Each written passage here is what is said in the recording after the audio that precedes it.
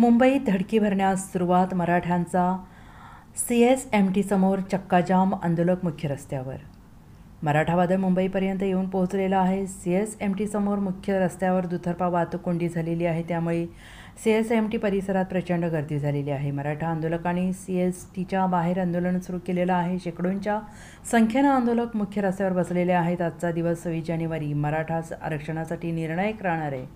सरकारी पातळीवर मनोज जरांगे पाटील यांच्याकडे शिष्टमंडळ पाठवून तोडगा निघतो का हे पाहिलं जात आहे. मात्र जरांगे मागण्यांवर ठाम असल्याने सरकार आता यावर कसा तोडगा काढणार आणि मुंबईमधली परिस्थिती कशी हाताळणार, आता यावर बरंच काही अवलंबून असणार आहे. दरम्यान CST परिसरात गर्दी झाल्यानंतर मुंबई पोलीस सक्रिय झालेले आहेत. वरिष्ठ पोलीस अधिकारी आंदोलकांना विनंती करून बाजूला करण्याचा प्रयत्न करत आहेत.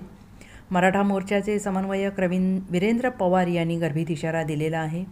केवळ CSMT नाही तर आम्ही संपूर्ण मुंबईचा ताबा घेणार आहोत. आंदोलकांना आवाहन करतोय की सर्वांनी आझाद मैदानात यावं असं त्यांनी म्हटलेलं आहे. Bureau report SBN Marathi, Mumbai.